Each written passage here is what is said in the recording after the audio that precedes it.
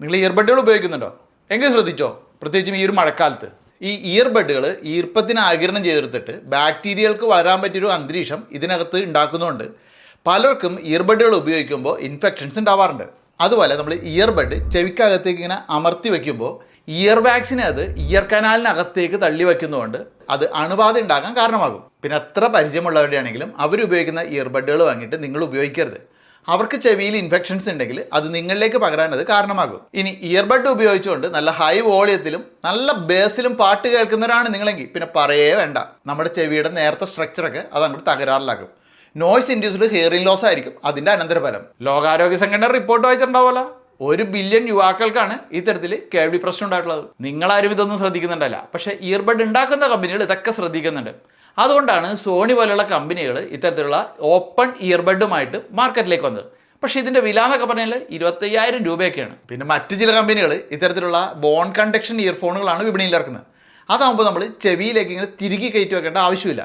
നമ്മുടെ ഈ ചെവിയുടെ സൈഡിലുള്ള എല്ലുകളിലെ അതിലൂടെ കമ്പനത്തിലൂടെയാണ് നമുക്ക് അത്തരത്തിലുള്ള ഹെഡ്ഫോണുകളിൽ നിന്നും വരുന്ന ആ ഒരു ശബ്ദം കേൾക്കാനാവുക. ഇത് അത്തരത്തിലുള്ള ഒരു latest model bone conduction earphone ആണ് കേട്ടോ. ഗ്രോഡിൻ്റെ ബീറ്റ്സ് പ്രോ ആണിത്. പിന്നെ ഇന്ന് പല കമ്പനികളും ബോൺ കണ്ടക്ഷൻ ഇയർഫോണുകളാണെന്നും പറഞ്ഞ് എയർ കണ്ടക്ഷൻ ഇയർഫോണുകൾ പറ്റിച്ച് വിൽപ്പന നടത്തുന്നുണ്ട്.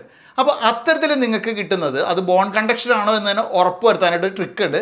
ജസ്റ്റ് നമ്മൾ ഇതുപോലെ ചെവിയിൽ വെച്ചൊരു പാട്ട് പ്ലേ ചെയ്തതിന് ശേഷം നമുക്ക് ചെവിക്ക് പുറത്താണല്ലോ വെക്കുന്നത്. നമ്മൾ ചെവി ഇതുപോലെ അടച്ച് പിടിച്ച് കഴിഞ്ഞാലും നമുക്ക് ആ പാട്ട് കൃത്യമായിട്ട് കേൾക്കാൻ പറ്റും ബോൺ കണ്ടക്ഷനിൽ. എയർ കണ്ടക്ഷൻ ആണെങ്കിൽ കേൾക്കാൻ പറ്റില്ല.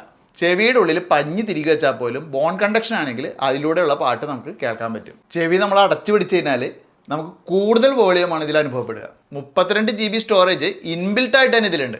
അപ്പോൾ അതുകൊണ്ട് നമുക്ക് പാട്ട് കേൾക്കാനായിട്ട് നമ്മൾ മൊബൈലായിട്ട് കണക്ട് ചെയ്യണമെന്ന് നിർബന്ധമൊന്നുമില്ല. ഇനി ആവശ്യമാണെങ്കിൽ അങ്ങനെ കണക്ട് ചെയ്യാനായിട്ട് ബ്ലൂടൂത്ത് ഉണ്ട്, അതും ലേറ്റസ്റ്റ് വേർഷൻ 5.4 തന്നെ. ഇതിൻ്റെ സെൻറ്ററിലുള്ള ബട്ടൺ അമർത്തി കഴിഞ്ഞാൽ MP3 മോഡ് വേണോ ബ്ലൂടൂത്ത് മോഡ് വേണോ എന്ന് നമുക്ക് ഇഷ്ടാനുസരണം സെലക്ട് ചെയ്യാൻ സാധിക്കും. പിന്നെ മഴക്കാലമല്ലേ, ഇനിയിപ്പോൾ ഇത് ഉപയോഗിച്ചിട്ട് നീന്തിയാൽ പോലും ഇതിൽ തരി പോലും വെള്ളം കയറില്ല. കാരണം IPX8 ആണ് ഇതിൻ്റെ റേറ്റിംഗ്. ഇതിനൊരു ഡിസ്പ്ലേയും ഉണ്ട്, വയേർഡ് ആയിട്ടുള്ള മാഗ്നറ്റിക് ചാർജിങ്ങുമാണ് ഇതിൽ ഉപയോഗിക്കുന്നത്.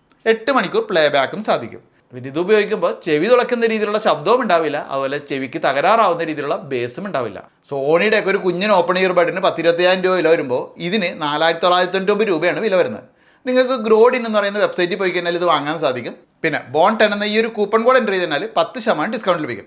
ഇത് ആദ്യത്തെ കുറച്ച് കസ്റ്റമേഴ്സിന് മാത്രമേ ലഭിക്കുള്ളൂ കേട്ടോ. പിന്നെ ഇതിന് 1 വർഷം വാറണ്ടിയും ഉണ്ട്. നമുക്ക് ഇഷ്ടമുള്ള കളറുകളിൽ ഇത് ലഭ്യവുമാണ്.